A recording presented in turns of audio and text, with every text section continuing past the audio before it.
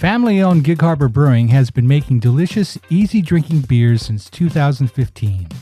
Come by one of our tap rooms, the Harbor Tap Room along the waterfront in Gig Harbor, or our Tacoma Tap Room and Brewery on South Tacoma Way in Tacoma. Visit the tap rooms, mention the code word GIGLY, and we'll take $1 off your first pint.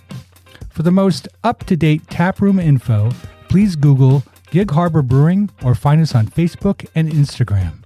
This is Gig Harbor Brewing founder John Fosberg, and I'll see you in the tap rooms.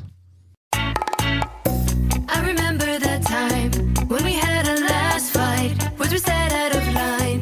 They were your words, not mine. Do you ever look back and think about all the things you could have said? Replay them over again inside your head. This is the Revisionary Podcast. Stories of what we would have done in the past. This is the Revisionary Podcast with your host, Juan Carlos. The Revisionary Podcast. Do you like movies? Of course you do. Do you love movies? Well, so do we. How's it? I'm Alex McCauley, host of Excuse the Intermission, a discussion show surrounding movies. Join me and my co-hosts Max Fosberg and Grant Colombini each week as we conversate about films from the past, the present, and the future through fun and engaging podcast formats like movie drafts, Hall of Fame lists, tournament brackets, and film reviews. So whether it's the newest blockbuster or a resurgent black and white cult favorite, you can count on us to keep you in the know on all things movie related. Excuse the Intermission is a part of the Chatter Network.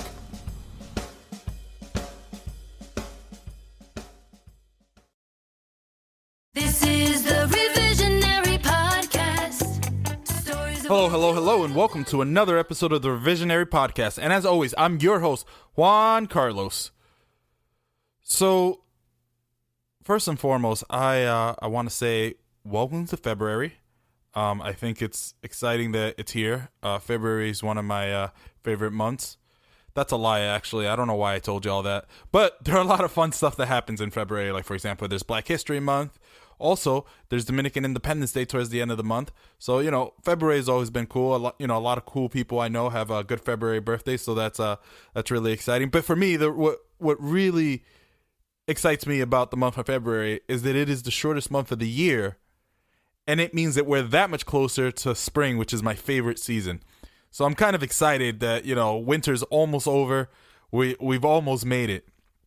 And anyone who's been listening to this podcast, by the way, if this is your first time, the way this works is we bring on guests, usually comedians, who tell a nonfiction story about their lives in which they wish things had gone a little bit differently.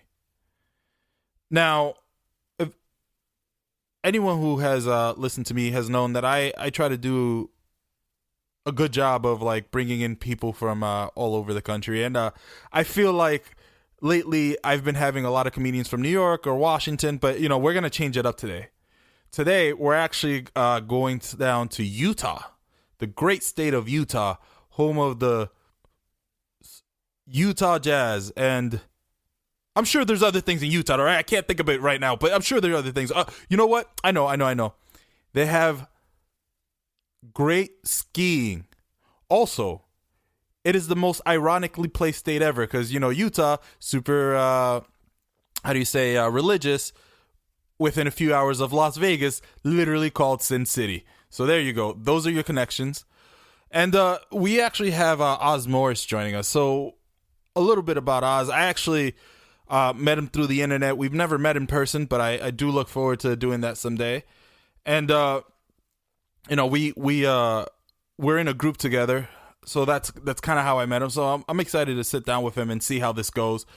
This should be a good time, and let's learn a little bit about Oz, because that's what I'm really looking forward to, is just getting to know him a little bit better. So without further ado, let me see if I can get Oz on the line. Hello? Hey, Oz, how are you doing? Dude, Juan Carlos, my old friend. How you doing, man? I am doing well. Thank you so much for joining me on the Revisionary Podcast. I'm excited to have you. Hey, thanks for having me. Honestly, I've been looking forward to this episode because you are the first person that I've ever had a chance to sit down with who lives in the state of Utah. So that's that's dope. Nice. Yeah. We're really not all that weird. Trying to put the word out there. Well, I didn't think that you were weird. I just feel like it's a state with not a high population. That is all. Oh, it's growing. It's growing. I'm statistically less likely to speak to someone from Utah than I am from someone from Massachusetts. You know what I'm saying? Or California. Oh, yeah. That totally tracks. That is all I meant by that. Yeah. So what have you been up to?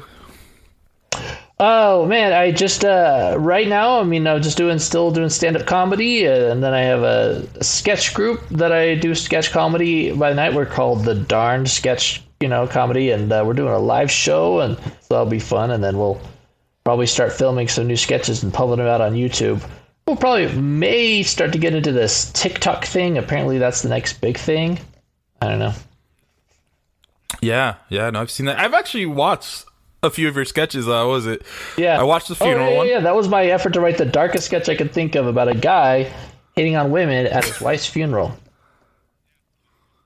Yeah, yep, nope. I definitely watched that, and I watched the translator one. Yeah. I wrote that with two other girls who were Japanese and Russian, respectively. So, how did you get into sketch writing? Like, what about sketch writing calls your attention?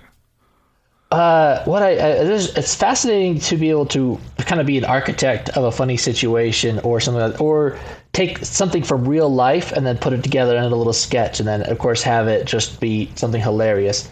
I also love that. Whereas comedy, if you say the wrong thing, you say something that may be taken the wrong way or offensive, then you could get canceled. Whereas in sketch writing, if you write something crazy or insane, you hey, that was the character, not me, and so it's kind of fun to be like blame it on the characters, I see. So you just enjoy having them say things that you don't feel comfortable saying yourself. Is that what it is? Yeah, or just really weird, crazy things, that people were like, what kind of, who says that? Who says, you ever chow down here before at a restaurant? Whoever says that? And so it's great. You could just have people say ridiculous things. Right. No, absolutely. I personally, I thought the was it you did the translation one, and I thought that was pretty witty. The whole I won't give away the concept. I encourage you guys to look it up and go watch it, but I thought that was incredibly witty. Thank you.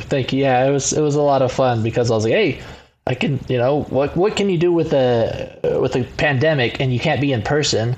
So let's do a business Zoom call and then have like the translation software fail. And then you can just have a lot of fun with that, So, what could go wrong? Yeah. Kind of fun. No, I thought you okay. So let me ask you this: what led you to starting comedy? Well, to be honest with you, so comedy is something that when you have a really tough or challenging day. There was when I was a teenager and things weren't going right or whatever, and the only thing that would make things better was watching Simpsons, where I could laugh almost like angrily, but just to get it out and relieve that tension. Simpsons, Friends, Seinfeld, all those things was like, it kind of got me through my teenage years, and so I'm like, hey, and I loved it growing up. So I'm like, hey, if I can do this for other people and make them laugh, maybe they can forget their hard day or, whatever they're going through just for that time. Then maybe I'm doing something right in this world, right? Leaving a positive legacy. That's fair. That's first off, that's beautiful. It's funny because I wasn't allowed to watch The Simpsons. My parents felt it was too low IQ for me. Which is crazy because most of the people who write on that show went to like Ivy League universities. They're brilliant. Wicked smart, yeah. Yeah, exactly. And so my parents thought the same thing, but then they saw a few episodes and all the callbacks to old classic shows or other things, and then they would laugh really hard, and they were like, okay, I guess we're in. Yeah. Yeah, no, let me ask you this. Since you were a Simpsons fan, which character did you connect with the most? Well, of course, I liked Bart a lot growing up because of the spiky hair and the skateboarding, right? So, and I was kind of oppositional defiant with my parents. Yeah. So that worked. What about you? Because I just feel like if I were to describe you, I'd be like, oh, this is my friend Ned Flanders. That's how I would describe you as. Heidi Ho, no. That's the least person. But apparently I heard that there's like a church in like Scotland or something like that where they model themselves after Flanders. Really? Yeah, it's the weird. I don't know if it's somewhere in Europe where they're like, yeah, that's what we're gonna model after, and so they all like, I don't know, wear green sweaters and pink, shirts underneath it, and then they try to be nice as much as possible. Like, I mean, man, you know my feelings on nice people, so we won't even go into that. Right. That's right. There's your motive. So for those of you listening at home, one of my toxic traits is that I refuse to believe anyone can be nice all the time. Like, I feel like nice is not a personality trait. Nice is just something that, you are sometimes when things aren't going terrible. I think there are people who can be nice a lot of the time, and I think that's normal. But anyone who's nice 100% of the time, I refuse to believe that they're a normal person. I feel like there's an ulterior motive. There's something bubbling there, and it's going to take one spark, and they're just going to go commando and, like, destroy the world. Well, don't get me wrong. I'm nice to everybody unless you're driving. Unless we're both driving. Right. And then behind the wheel, then all bets are off. And I'm like, I want you out of my way. I want to get to where I'm going. You drive slow. Oh, yeah. Let's just keep it quiet from there. But that's my point. That's normal. You have a moment in time where you're not nice all the time. That's what I'm saying. It's Right. those people who are nice all the time. I'm like, you're a sociopath. I don't care what you say. I don't know what you're hiding, but let me not go into your basement because you're into weird stuff. I don't know. You have toes in formaldehyde. I don't know. Anywho. Yeah, so let's not dilly-dally much further. Haz, the stage is yours. Go ahead and tell us your story. All right. Well, let's see here. Like, growing up, I don't know what it was, but ever since like kindergarten, girls were always a major thing for me. Like, and I knew like in kindergarten, in between breaks of playing with the Flintstones phone, I would just wanted attention from girls. I just wanted them to pay attention to me and like me or whatever. And so that kind of was something that was, and not only that, but like growing up, my family moved like 11 times.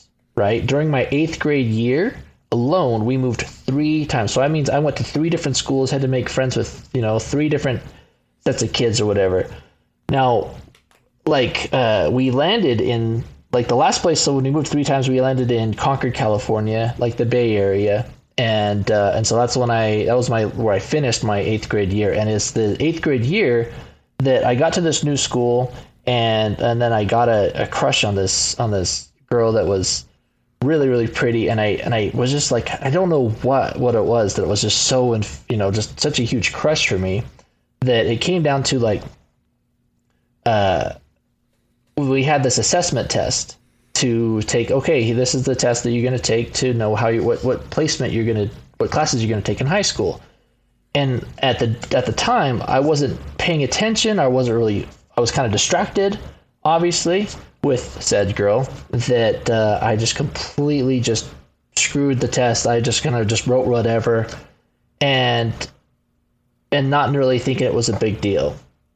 Then when I got to the year ended, and then I moved over to high school, and then I got in one of the worst math classes. I used to be amazing at math, and I got in one of the worst math classes with a guy who was the most boring person ever. But by night, he was like Indiana Jones. He would he was in Colombia or whatever, hiding from drug lords and stuff. And then, but when he's up there, he's just at the projector. So you add the 2, and then you put the reciprocal, and you get this. And I was just like, what the heck is this? And so all the classes I got were kind of not the best.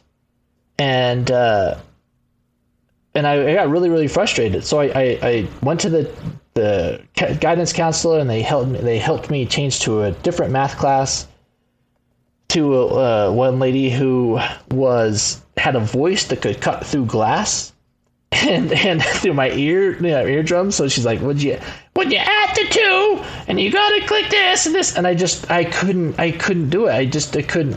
And so I went again, asked them to change that. And apparently California has some of the worst math teachers.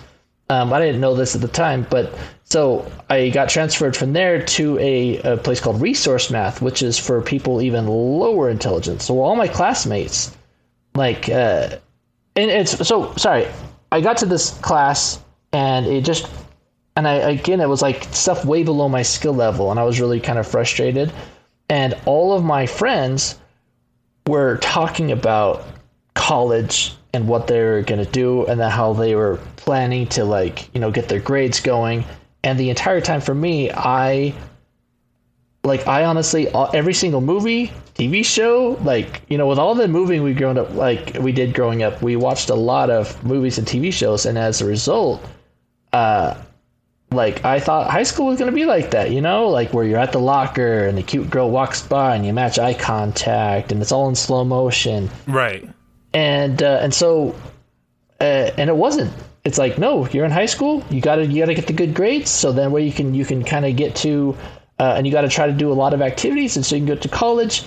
I had zero expectation of that. It was like, I thought it was going to be one thing, and then it was completely different. And finally, it culminated in the sophomore year. I dropped out of high school because I just couldn't do it anymore. I couldn't go to these terrible classes. Plus, one girl in the resource math class made fun of my shoes. I don't know if that really broke the camel's back, but I was like, all right. Yeah. So I dropped out of high school, and then, my dad worked at a junior college at the time, and so he, after a few months of just staying up late and sleeping around the house, he got me in there. But again, I wasn't mature enough to take advantage of that. The college, it was $11 a credit. I could have really taken advantage of that and just graduated college even. And I just was like, I just messed around, took some like video editing classes, a speech class or whatever. Not really. Hold on. Let me ask you something. Let's back up here for a second. Yeah.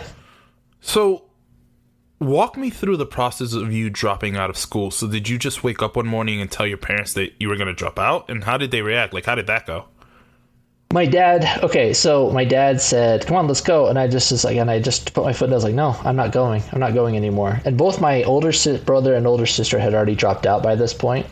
And I was like, no, I'm not going to do that. But I couldn't do it. So it's like, I'm not going to do it. And my dad got a little tension. He says, all right, you're not going to go? I'm going to call the cops. So, I went and hid in our hot tub that was drained for the winter. I went under the cover and hid for the hot tub the whole day, thinking that any day the cops were going to show up. He never called the cops, but I didn't know that. So I spent the entire day out there. But eventually, like, they went to the office and I stopped. I kind of withdrew from that, and that was it. I don't know what they did. With at the office, just saying, hey, he's not going anymore, or whatever, but that was it. I think I was about 16 at the time. Okay, I see. So now you've dropped out, right? You said that you slept in for what, 90 days? Was that what you said? I don't know if it was 90 days. It was a few months, just staying up late, and then playing video games or whatever, just kind of wasting valuable, precious time. So describe the tension in your household around that time. If there was any. Well, my parents just really let us, let me take the time and stuff. And after a while, I kind of got like, I was spinning my wheels. I was like, hey, I want to do something. Can you get me into the college? And my dad kind of dragged his feet on that. And it culminated one night. We kind of had a little bit of a tension moment and stuff. And then I think this is the night that he threw the remote control for the TV at me. So there's some high tension there.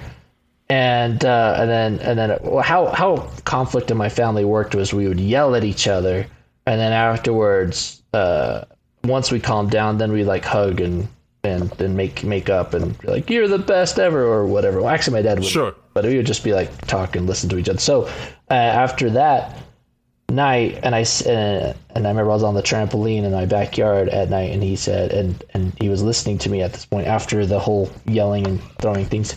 That I was like, I really want to do the college thing and I want to go.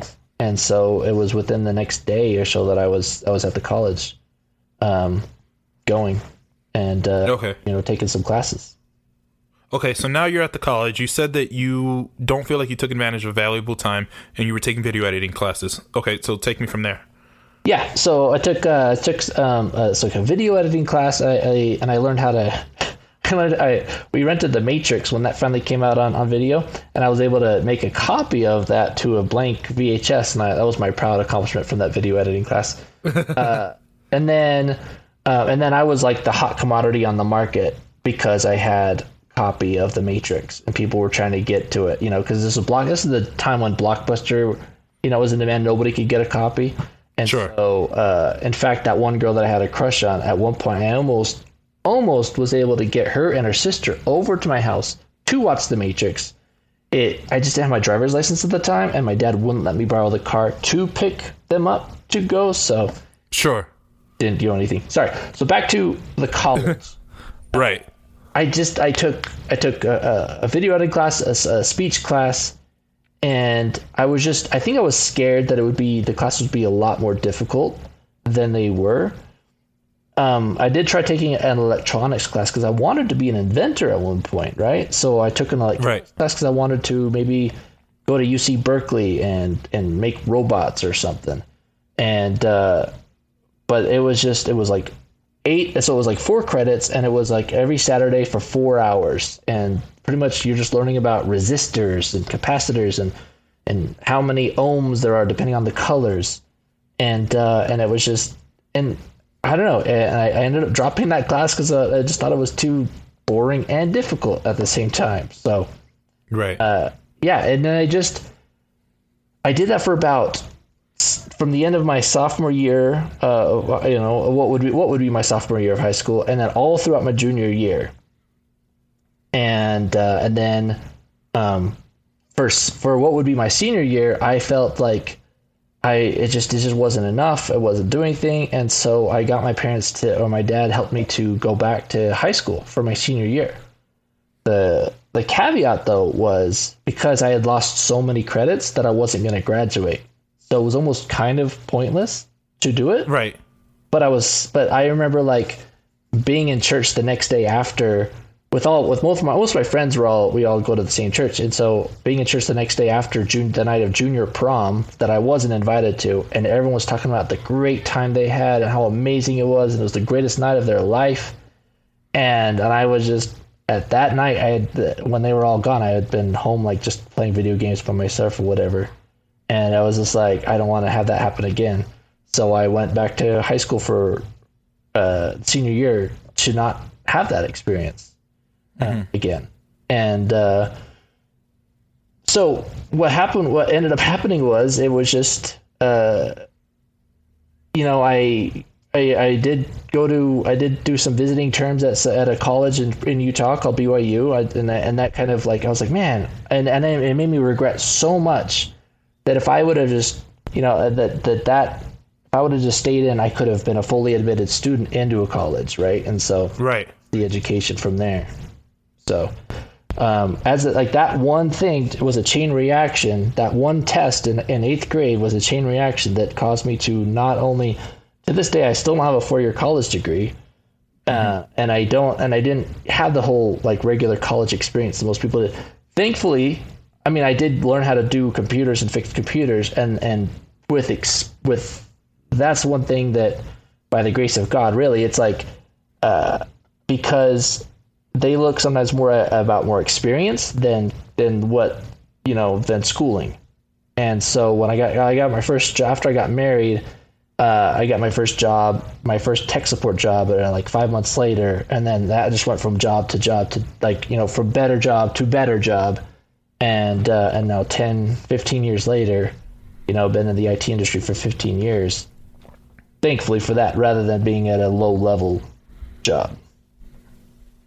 That's fair. And thank you for sharing that. I think, so what I like about the story, right, is that I think it's a super relatable story, right? I think that there are listeners out there who will listen to this and be like, you know what, I've been in that situation where, I wish I had tried harder in school, or I wish I had done this and it affected me. And I'm glad that you found your way out of it. You know what I mean? It's, by all accounts from the outside looking in, it looks like, you've done pretty well for yourself, considering considering the situation. Well, I'm going to tell you, that is thanks to the wife, right? Like, you want to, you always want to look for a woman that makes you want to be your best self and think your best thoughts. That's what I did. And I was like, I was like, all right, that's who I gotta, as soon as I met my wife, and she is, very, very wise and very, very smart when it comes to finances and things. And yeah, in my family, how we just grew up, we were kind of moochers in a way. We'd borrow money for lunch at school. And she's like, no, you work for it. You get your stuff. You save. When she served a sabbatical mission for the Church of Jesus Christ of Latter-day Saints in Washington, D.C., and then she went back to Brazil, and she wanted to come back to America so much that she worked 3 different jobs, just manual for that. And like that, I don't know. That just blows my mind.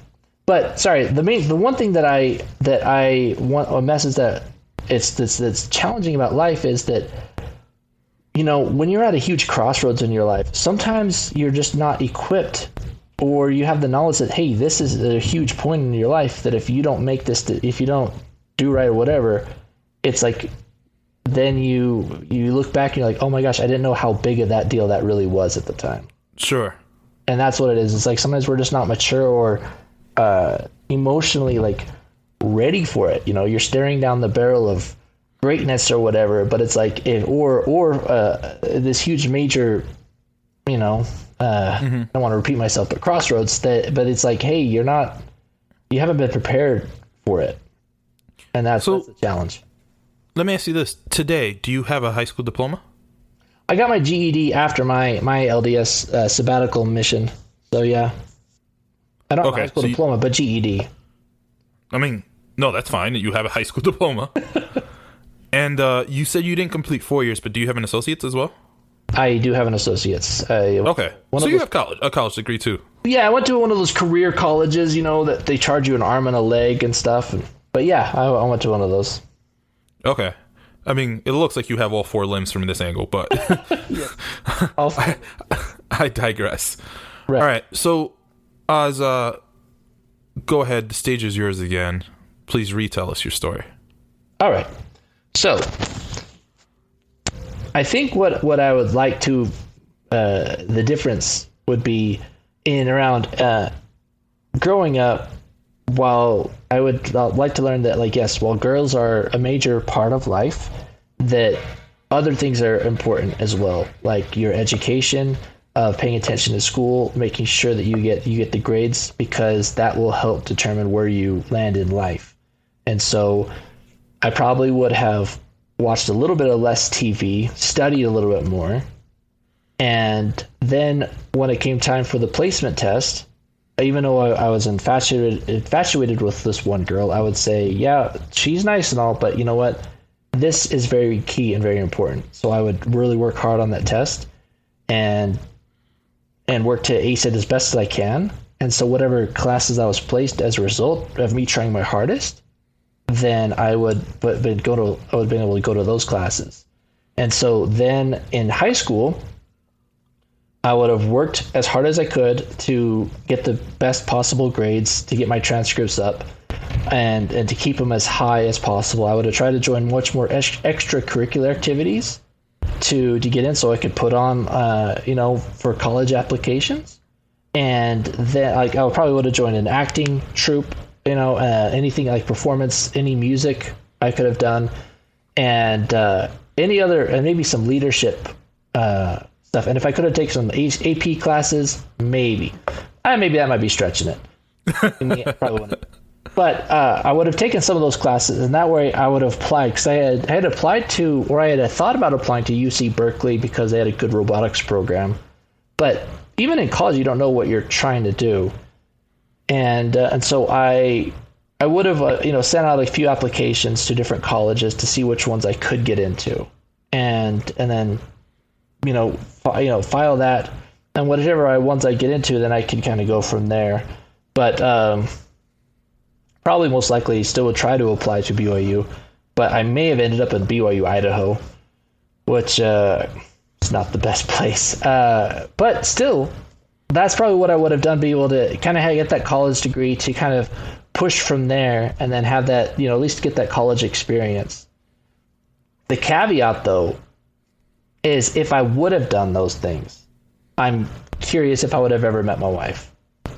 Well, that's the beauty of this podcast, right? Is that you can change any facts or details you like, so you can change it so you just meet your wife later. Okay, let's have me meet my wife when I'm much more mature. Also, probably with like at least much more muscly. That way, maybe I'd probably work out a little bit more. Because sure. when I met her, I was very, very skinny at the time, and so it's a miracle that she looked beyond that. But yes, so I would have met my wife with much more like maybe Ryan Reynolds muscles, mm-hmm. and then at a time when I had a steady savings, and I was good financially, and I was on my way to getting my college degree, almost getting my first college degree, probably in English or communications, something along those lines. So let me ask you this: if you had indeed received a college degree in English or communications, what career would you be working today? I would try to. I'd probably like to do something with. I don't know if it's. I don't want to say broadcast journalism, not because I'm not fascinated with it, but I am fascinated with anything more of the creative field, right? Whether it's copywriting for advertising, whether sure. it's just basically anything like that along those lines, where you can kind of be in a field that's a creative arts, right? So I probably would have my own book published if I could write that. Like dropping out shouldn't stop me from writing a book, but just anything creative, I guess you could say. I see. So you feel that the biggest blow from dropping out is that you are in a more technical field as opposed to a creative field. Am I getting that right? Yeah, because it's like, what jobs without a college degree are you eligible for, right? Now they're a little bit more loose with things, but at the time too, it's like either you could go be a waiter, you could go do janitorial, work at fast food, and I was actually going to go sell pest control that summer. And then my wife was like, "Hey, you know what? I have a better feeling if you stay here and work on this, get this job with Dell and work for them." And so I got that was the first job that I got, first job that I got with that was in the technical field, and so yeah, I don't know how much opportunities I would have had otherwise, or in any other technical field. It's not like you can just walk in. I think most of them would need a college degree to show that you can put in the work. Well, I mean, I know let me not say a lot, but I know some people who don't have a college degree and they work in tech fields and they do well for themselves. They're developers and programmers and stuff like that. Zuckerberg. Yeah, right? He doesn't have a college degree. Neither does Bill Gates, if I'm not mistaken. Yeah, I'm not. Yeah, and then Steve Jobs. Yeah. Yeah. So, and that's not to diminish that. I was just saying, like, I don't necessarily think that those are barriers to entry. Also, I in a creative field, I feel like, the barrier to entry is getting your foot in the door. But if you can produce content, you could always catch someone's eye and also get in. But that's not the point of this conversation right now. Let's not. Yeah. It's a lot of it. Like, again, you like, for me, I'm always like, some people, they're like, I knew ever since I was a little kid that I wanted to do X. I wanted to be a dancer. I wanted to be, a lion tamer. And for me, it's like I'm constantly finding myself, right? Because when I was a kid, when I was in kindergarten, I wanted to be a cop. And then I saw a video of a cop rough manhandling a criminal, and I was like, that looks dangerous. Let me change my vocation. And then, so then I moved it, and then eventually, I around like 6th and 7th grade when I lived in Kentucky, I would draw in my notebooks a lot during class, and I would have ideas for stuff. So that's why I wanted to be an inventor. And so it's just like but my point is, you're basically constantly finding yourself. You're finding like, okay, who am I now, or what do I want to do now? I didn't know I wanted to, now doing copywriting or doing something like that where it's creative, now it's kind of appealing. But at the time, growing up, you don't know, right? You just wanted to. I would watch Honey, I Blew Up the Kids or Honey, I Shrunk the Kids and see all the cool tech stuff you had around the house, and I'm like, I want something like that, and, Right. And so, but it doesn't always, I mean, I guess It doesn't work out that way. Well, yeah, I'm technical enough that I have we had this home built that we live in, and I had the whole house wired for speakers in every room, so we have music and stuff, and I could do intercom with my phone, and so that's kind of cool. It's just a little bit not as flashy, I guess, as Sure. shows. Sure. So, we're coming up on time, so I want to ask you this last question. You said that you spoke to your guidance counselor. What kind of support system were they providing? Did you at all speak to them about your decision to drop out, or were they just completely unhelpful from the get-go, and you just felt like you were alone? It was so yeah, my guidance counselor in high school, they weren't really that helpful. They, it's like kind of a not so much a ghetto school, just not the finest, well-funded school. And so after I tried to change math classes the third time, they were pretty much done with me at that point. They're like, hey, we can't change you, because when I got into resource math with skills level way below where I was at, I tried to go back and ask, can you change me again? And they said, nope, sorry, you get 3 times. That was it. They were just done, and they didn't want to really seem like they were that helpful, I guess. So, I mean, they were very nice about when I wanted to go back, and when they were like, "Why do you want to come back to high school?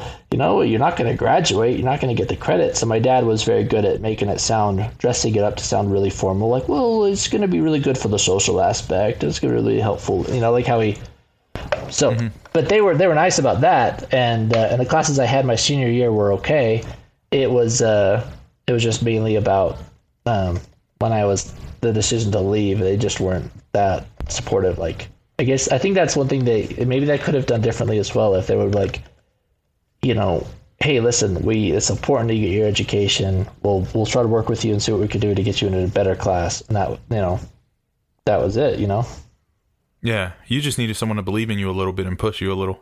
Yeah, I think so. Just, you just take the wrong test and yeah, exactly right. You just want to have someone to be able to, this is what we want to help you to get to the right place. And so we'll work with you and be flexible with you and try to make it work.